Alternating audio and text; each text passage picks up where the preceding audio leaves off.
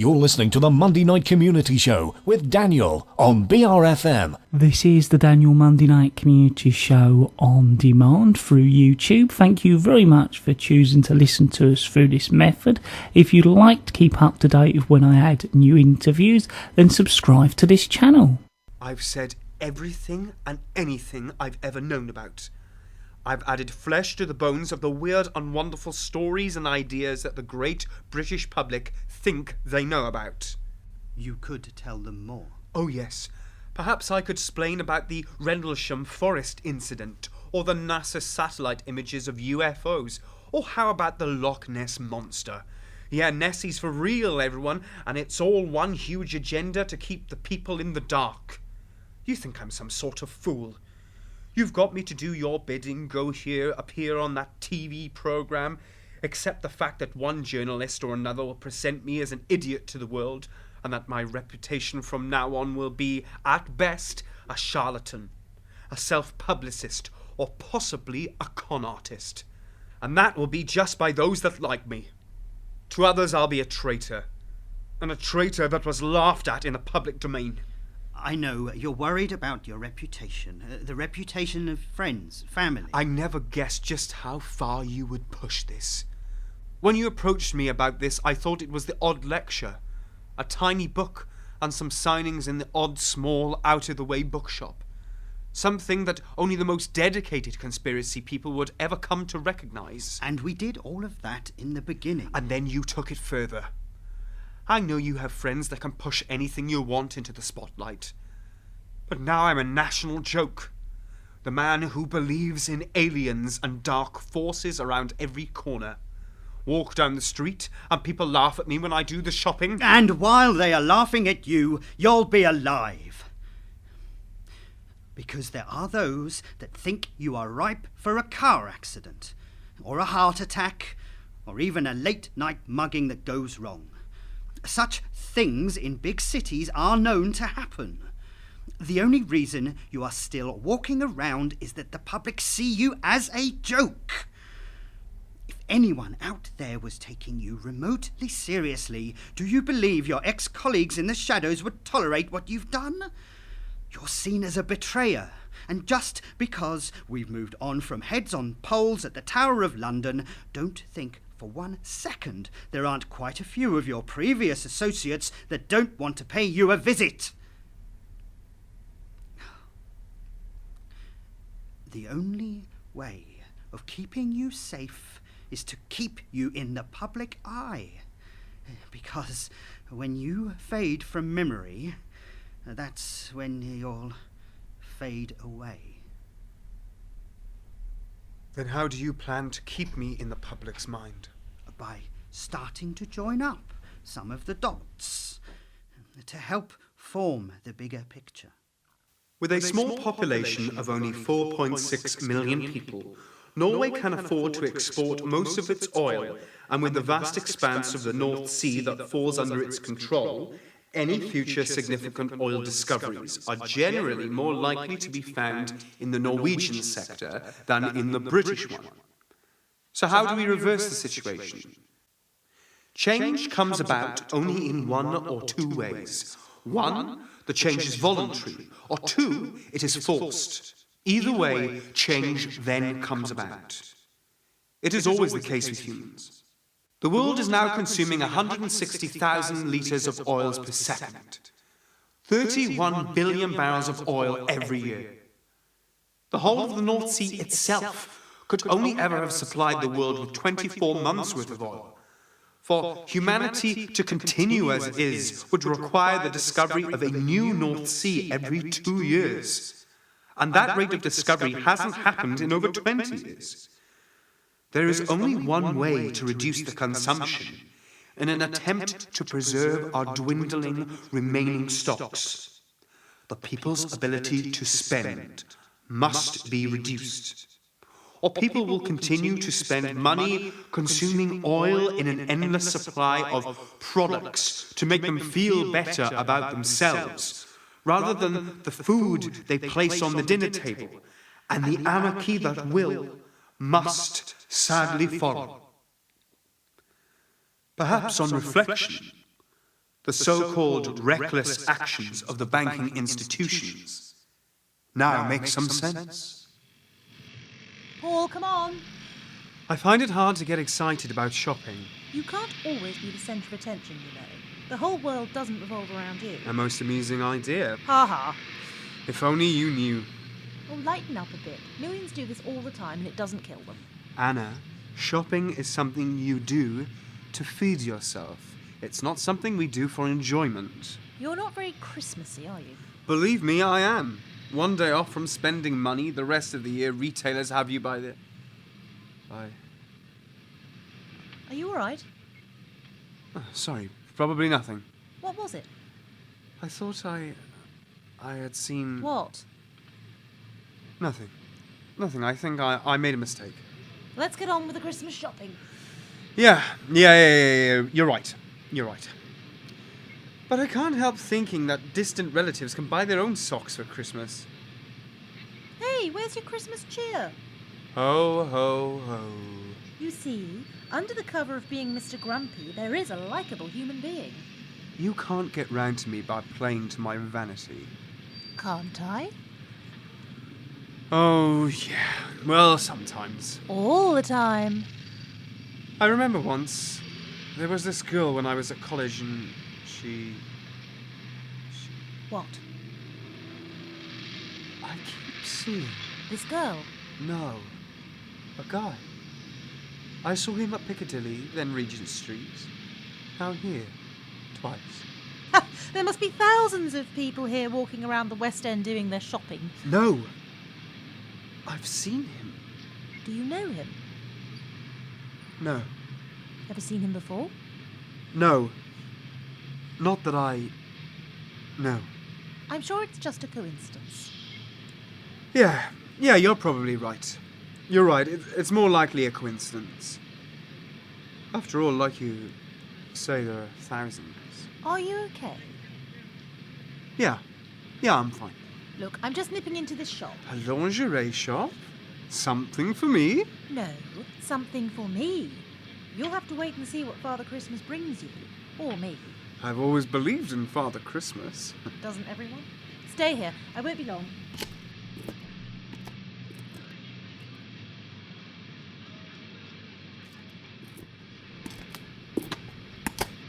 It's Paul, isn't it? Who are you? We used to work together. Did we? Where did you work before? Here and there. Ever work in East London? Yes. Where? Around Stratford. A local newspaper. The East London Chronicle. It's defunct now, I believe. Must have been that one. Thought I recognised you. From somewhere. Thanks. You're looking well. What you doing now? Nothing much. Things are quiet. In the pipeline? No. Nothing. Good to see you. You too? We'll have to have a drink sometime. Look forward to it. We'll be seeing you. Hey, you should have seen what I've just bought. Saying that, you will. Oh, what? Are you all right? Do you have much more to get? Don't you need to get anything? I've lost all my Christmas mirth. I'm sorry? I'm just tired, cold. If there's nothing else, let's go home.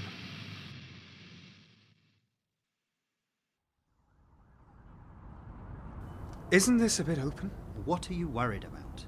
You're a private citizen now. No one can touch you. I meant for you. Can you imagine that there is anyone in my line of work who doesn't know me? So it's not just my cover that is blown. Oh, Paul. My cover was blown years ago.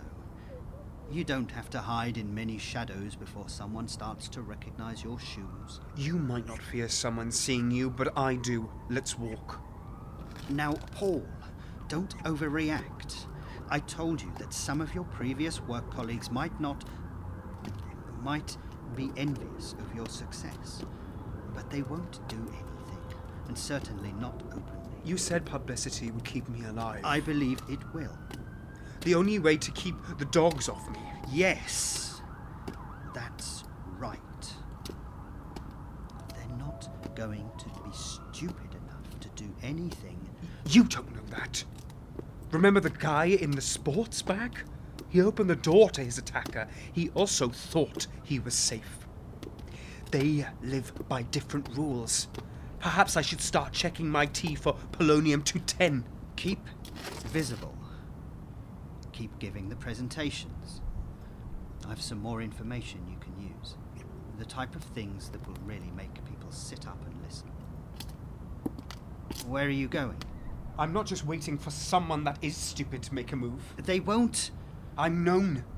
Don't you understand? They know me. I'm a target. I'll make others a target. Listen to me. Oh, I gotta go. Listen.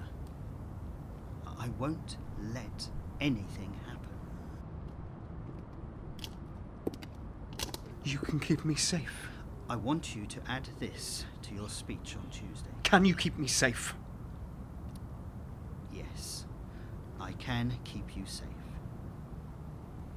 When you look out into that auditorium, it's totally black. You don't see anyone out there. I won't see them. You saw the eggs. That was different. I knew they were coming. I knew where they were aimed. When I'm standing on that stage, I'm looking out into a void. No one is going to do anything. Put this into your next presentation. The paranormal stuff was one thing, Hansen, but all this about oil, it's getting a little close to home. Is that why it frightens you? You tell the world it's all being run by blood-sucking aliens, which I find totally believable, having worked for a few over the years. But this, we're taking on some seriously powerful interests behind the scenes. Look. Someone says something today that sounds so incredible that the man on the street dismisses it out of hand. But 10 years down the line, when they've heard the same story several times over from different sources, and they start to listen, maybe even think for themselves, sometimes it takes the individual 10 years.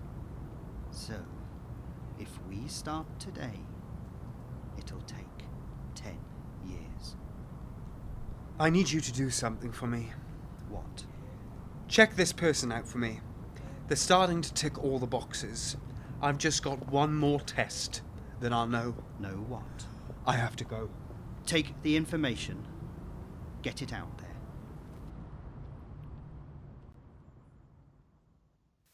For many years now, the mantra has been, get out of debt.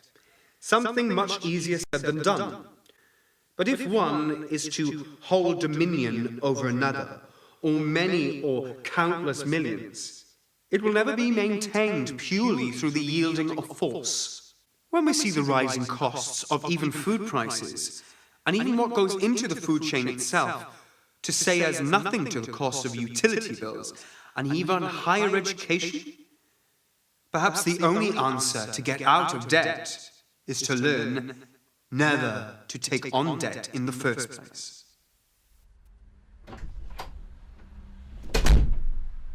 Get dressed. That's not what you normally say. In fact, you normally say quite the opposite.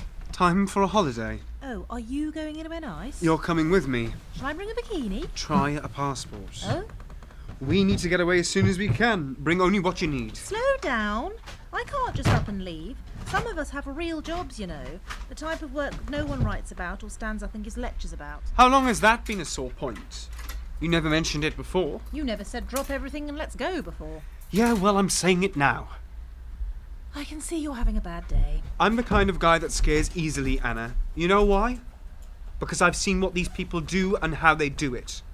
Car accident, heart attacks, suicide, muggings, waterboardings, just the one people know about. Seeing the same person wherever you go, all of it is standard intimidation techniques. They're onto me. In fact, the more I think about it, It's incredible they didn't come for me before. I must have been a fool to think I could get away with all this for as long as I did. Get away with what? Paul, what are you talking about? It was all about selling books. That was all any of this was ever about. No conspiracy theories. No global agenda to subjugate the human race into whatever you think the rulers of this planet really want. You know the real conspiracy? It's not being run by anyone. There is no mass secret in the shadows operation. How could you ever have a secret anything? Put 3 people in a room, one leaves and the other 2 will talk about the first behind their back. From my experience, nobody can keep their mouths shut for more than 10 seconds. For many years now, the mantra has been much easier said than done. Over another, or many or countless millions. It will never force. When we see the rising cost, even what goes into the food chain itself, and even higher education, perhaps the only answer, never to take on debt. Get dressed. That's when you say quite the opposite. Time for a holiday with me. Shall I bring a bikini? Try a I parcel. knew it was round, but no one could ever admit it. If your friends in military intelligence really thought you were a traitor to the cause, wouldn't they have made a move by this point? It would seem a bit odd that they would make a move now that you have a book, DVDs, radio interviews, TV appearances and all the rest. Publicity has made you safe, made you untouchable. It's a bit late to turn you into a martyr for the cause, whatever the cause is. If you, my love, suddenly drop dead, questions will be asked. Letting you know you're being watched might make you feel worried, might make you feel intimidated, but that's all they've done. Let them get bored. Keep making the speeches. The public will continue to listen and remember what you say. Nothing is going to happen to you if you stay in the public eye. As long as you're on the stage, no one will do anything. They might on this one. On this? Why? What have you got? The nucleus, Anna. The heart of it. Some people got killed, and I know why they got killed. Then you have to tell the world. Christina and Casper travelled to Geneva to the World Trade Organization. Having had introductions made by the Seacombe family and working on behalf of the Norwegian Prime Minister, they made an offer to the 3 poorest countries in Africa: Zimbabwe, the Democratic Republic of the Congo, and Burundi. They would pay off the debts of those 3 poorest countries in Africa, and those countries would pay back the loans at a fixed rate of interest of only 1%. Once the poorest 3 were free from debt, they would then move on to the next 3, and then on, right across the continent. The rich nations of the world truly helping out the poorest and the poor. The remaining oil revenue being used to alleviate suffering before it becomes exhausted. 2 days later, they flew to Rome to speak to representatives from the Italian government with the intention of assisting the Italian people out of their Euro mess and encouraging the government there to join them in their quest. After that, Ireland, Portugal, Spain, and Greece. The World Bank and the IMF were under attack. It's in here. This is your dressing room. Hope it's all right for you. We've had all the greats here, you know, but don't be intimidated. It's not as if we've got wire mesh across the stage. But seriously, we can drop it in like the safety curtain if you feel you need it. I'm sure that won't be necessary. I'll let you get settled in then. Showtime in 30 minutes.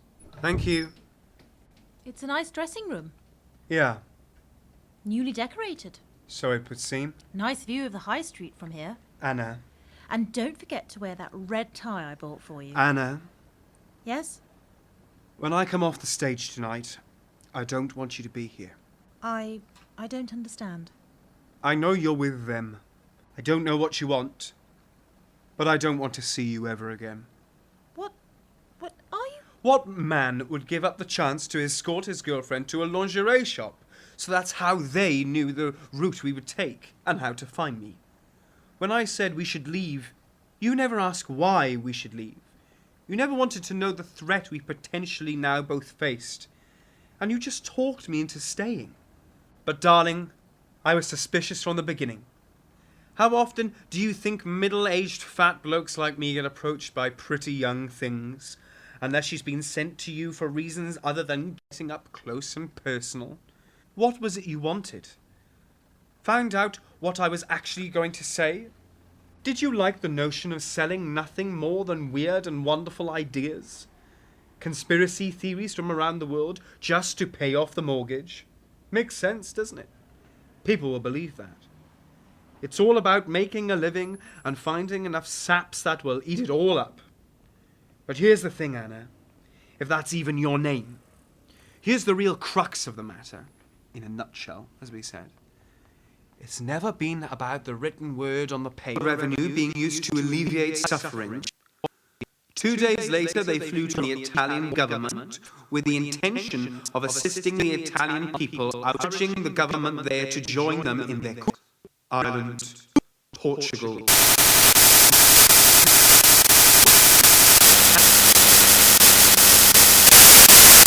You know why? Can't you guess? Have you not seen enough of the hidden picture to imagine the rest? We've created such a world for ourselves that no matter how corrupted and awful today's news is, tomorrow's will be far worse. Which means when it comes to low expectations, there is always a market to be satisfied. So go away. Tell whoever sent you that I won't be silenced. And I won't have a spy in my bed either. You fool. You unbelievable. Are you so caught up, so paranoid, that you cannot see when something wonderful has entered your life? Wonderful. Have you even the slightest idea of what world this is?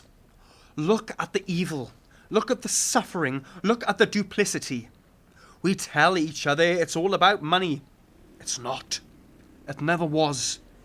It's just people. People by their very natures are rotten to the core. I've seen our actions around the world. I've been that true believer. No more. I see the things that the majority misses or tells themselves that they've missed. I've learned to recognize the signs, usually blatant and hidden in full view. No one batters their eyelids at me without a damn good reason. So go and tell your controller that you've been rumbled. No one runs me, you mistrustful idiot. How self-centered. How many conspiracy theorists does it take to change a light bulb, eh? None, because somebody has already done it. We just don't know who, but we can all guess. The world does not revolve around you, Paul Carrington. You are not the soothsayer that has seen the light while the rest of us are locked in the dark. Is the world so horrible to you that you now only see evil around every corner? Yes, there is cruelty and underhandedness and betrayal wherever you choose to look. But there is also beauty and honour and sometimes even love. It's not enough, Paul, to see the bad things. You've got to learn to recognise the good things too. If you can't, you'll end up in a deep, dark place that will be of your own making. I'm very sorry that you think I'm not on your side. But in this world, Paul, I think I was the only one who ever really was. Goodbye. No one is ever on anyone else's side.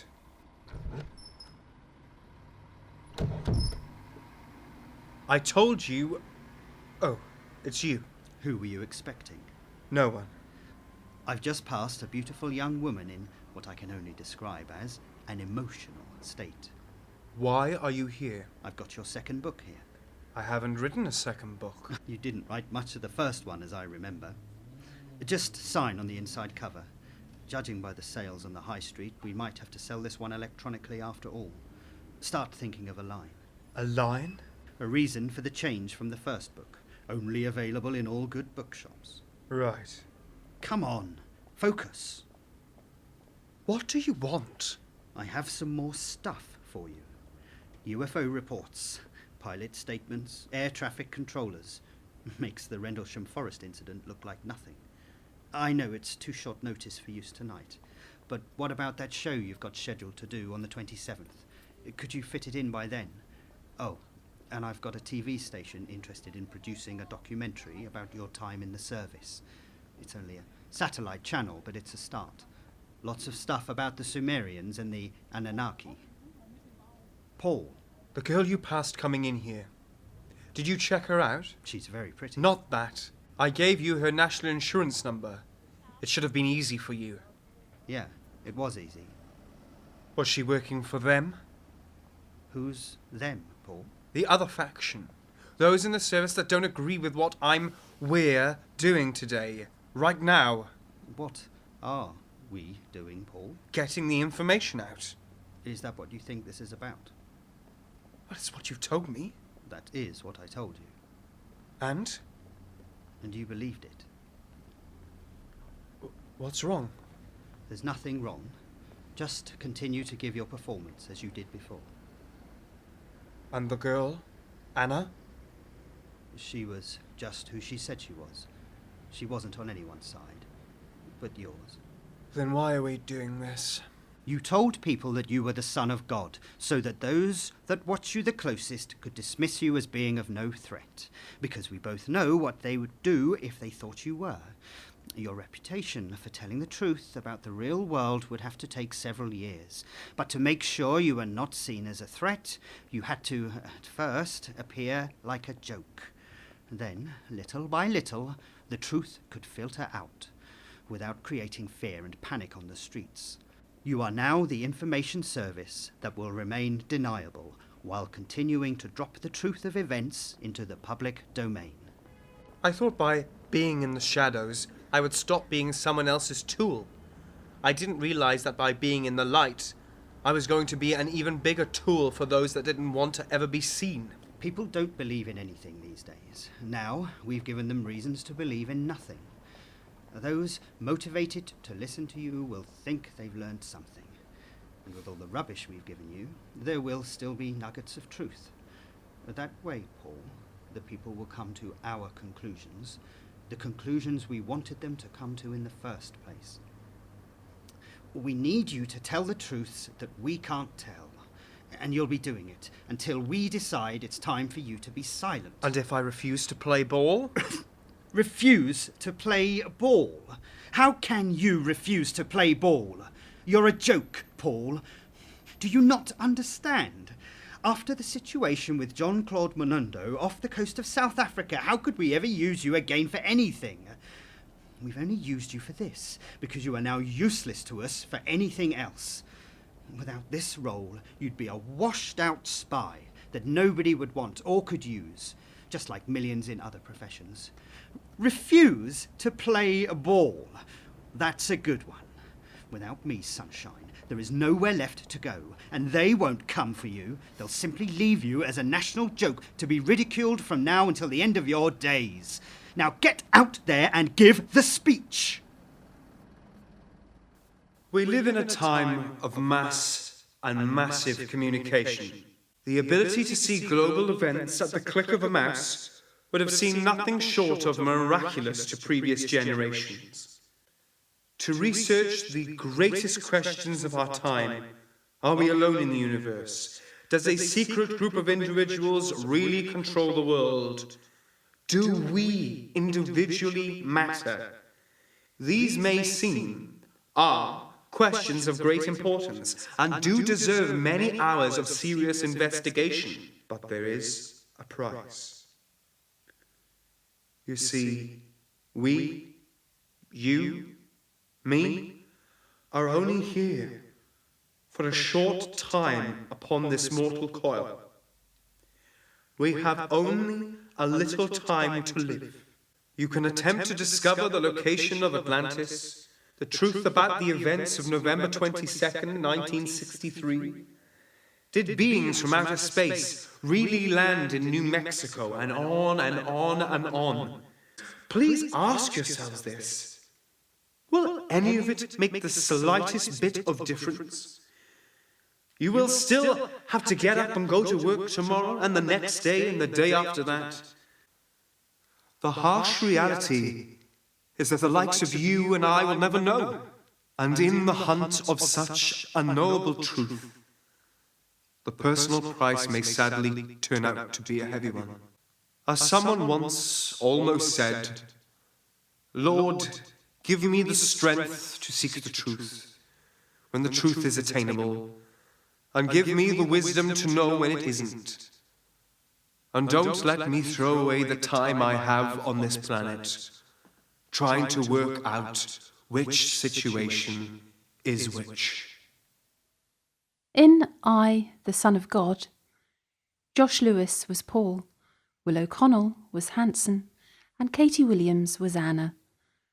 Artwork for the production was by Sheila Jackson, and the play was written and directed by John Fryer. I, the Son of God, is an audio production for Political Art